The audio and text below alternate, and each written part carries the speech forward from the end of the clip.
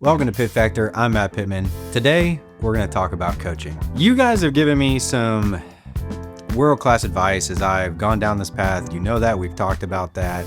And I'm really excited because Friday, I've got an awesome one-on-one session with Michael Price. He's going to run me through some great drills and help me understand myself a little bit better. That's going to be awesome. I want to call out some really great people.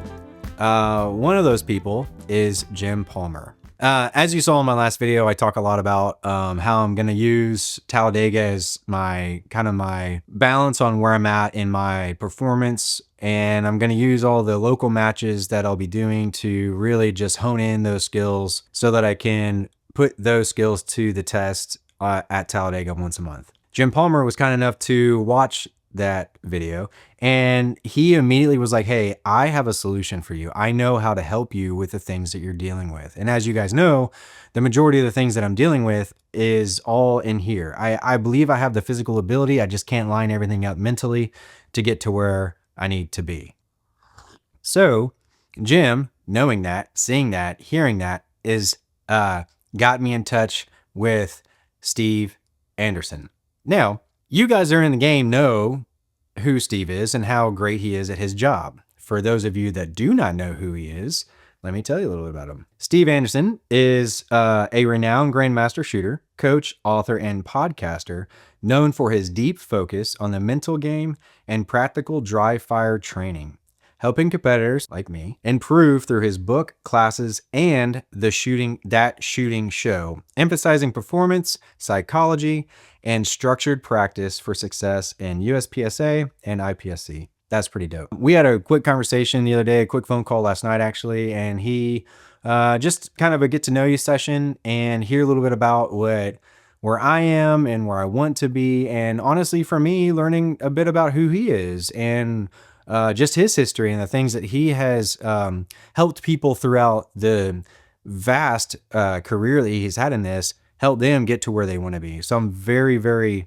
thankful and very humbled the fact that me, this guy that's done this, week 7-ish in the game, gets to learn from the top of the top.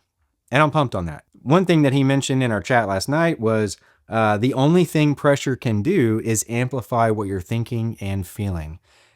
That hits home for me. I know exactly what that means because that's exactly what happens when I'm on a match that I'm not super confident in. So I feel way more confident in my local matches. I feel very not confident or slightly confident in my Talladega match. So I understand what this means. And I understand what that pressure does in video production or any other professional efforts that we do.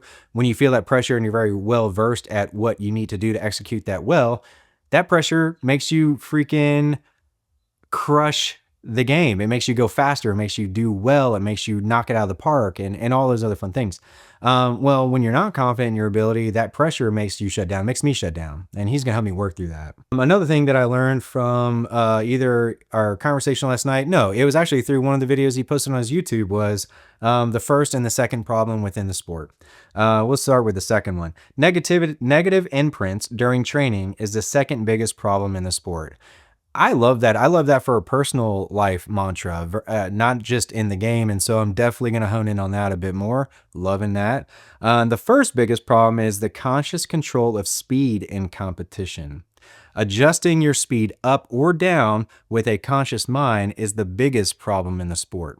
Now, I've heard some similar ways of phrasing that in my 7 weeks in doing this sport. And I've heard people say, well, I'm not speeding up and I'm not slowing down. I'm not going to go on the stage and I'm not going to do that. I'm like, cool. How do you go faster? Like, to me, that doesn't, if I want to go fast, I got to move fast. And that is a big disconnect that I'm trying to connect.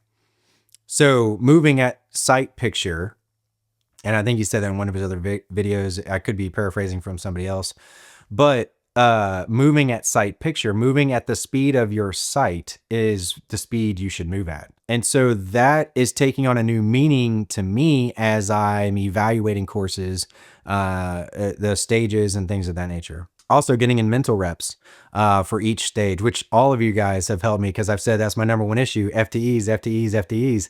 Got to get those out of here. My stage reps, mental stage reps before a stage isn't locked in. So this week, tomorrow night, at last resort, I will be utilizing that principle, practicing that mental principle, running through 20 reps, walking through the course twice, maybe 3 times, and then taking mental reps to walk through that so that when I go to execute, it is just a mental execution of the process I've already remembered. That's not easy. There's so much more mental in this game than I ever would have thought. And I'm excited to dive more into that. I'm excited to be on Steve's podcast. I believe Thursday we're going to be film an episode where he learns about me, I learn about him, and we see where we can take this thing in 26.